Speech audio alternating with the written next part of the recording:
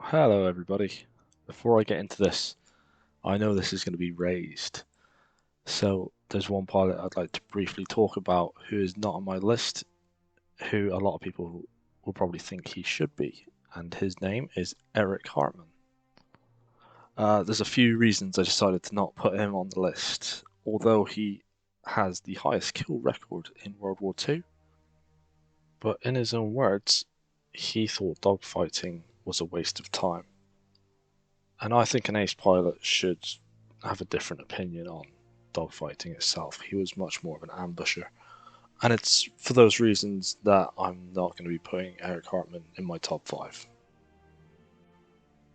Coming in at number 5, we have James Johnny Johnson. Being a Brit, this is a no-brainer for me. He was England's highest scoring ace with 34 confirmed kills. That Unfortunately, he just hasn't been on the radar that much for me since I saw him originally in the 90s. I believe he's got a lot of footage and a lot of stories that he tells over YouTube. As I said, I never caught on to him, so unfortunately he gets the number 5 slot. Coming in at number 4, we have Gunther Rao. Now, I couldn't count on my two hands how many hours I've spent watching interviews with Gunther. He's absolutely fascinating to listen to. He's always very articulate when he tells his stories, and he has a lot of them. I think for that reason alone is why he got the number 4 slot for me.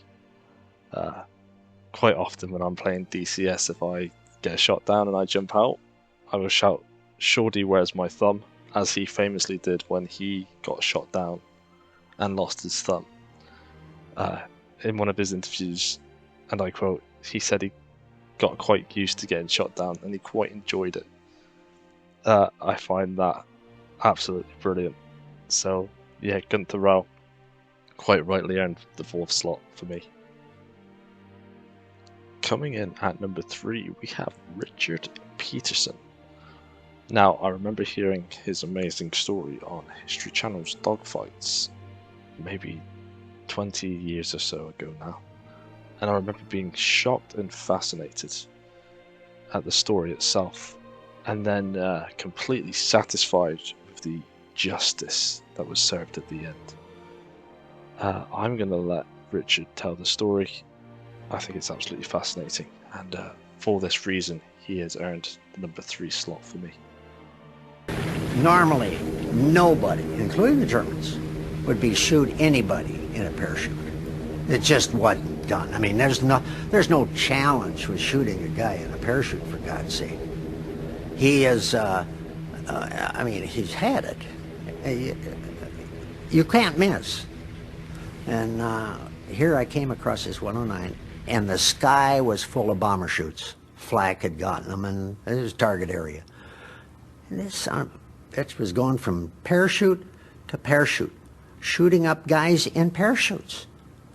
Oh, I got just, I mean, this was too much as far as I was concerned. And I didn't want to blow him up. I wanted him to bail. So I was pecking away at him, just hit him. And I'd get strikes on him. And he knew I was there, and he knew I was getting strikes. He finally pulled the canopy. I said, "You've met your maker, Buster." And I fired. I damn near emptied my guns on this guy. He was mincemeat by the time I got through with him. And he was in a chute. And of course, other guys who weren't there were nervous about me shooting a guy in a chute. But they had to be there to know what I was seeing with this guy going. These guys are helpless of a bomber cruise going down. And I just tore him up. With 800 rounds a minute, you can do a lot of damage with 50 caliber shells from 6 guns. So that was the end of that. Coming in at number 2, we have Robin Olms. This is another pilot who I cannot count on 2 hands how many hours I have listened to stories of this guy. Uh, Not only World War II stories, but also MiG stories. He's notorious for the amount of MiGs he shot down during the Korean War. Um, as a World War II ace, he got 13 kills under his belt.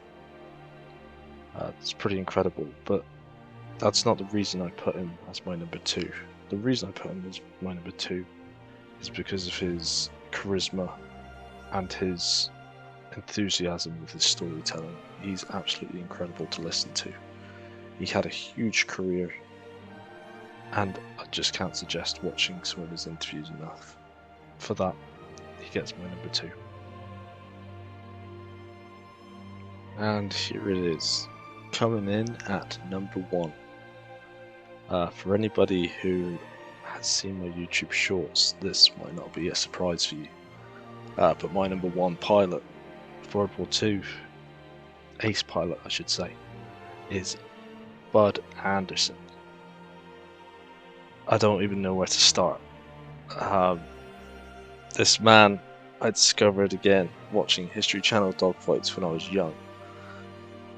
His story with the 109 he had on his tail, absolutely fascinating. There is hours and hours of footage of him on YouTube telling the most fascinating stories. And this year, in fact, he turned 100, and the man is still talking about his stories of the wars he was in. He served in the military for over 30 years. He was a test pilot. I think he's got an incredible charisma. He shows great enthusiasm when telling his stories, even to this day. And I think for that reason, he's earned the number one slot for me. I greatly encourage you to go and watch his interviews. You will not be disappointed.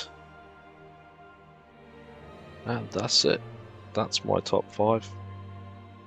As mentioned, this is just my opinion. These are just pilots I've come across who have really caught my interest, and I've always tried to follow best I can. I would love to know who your favourite pilots are. If you agree with me or disagree with me. If you liked the video, please let me know. If you'd like to see more, please let me know. This one was just a short summary of the pilots. I would actually like to do a video showing some of my favourite footage from my favourite pilots, but we'll see.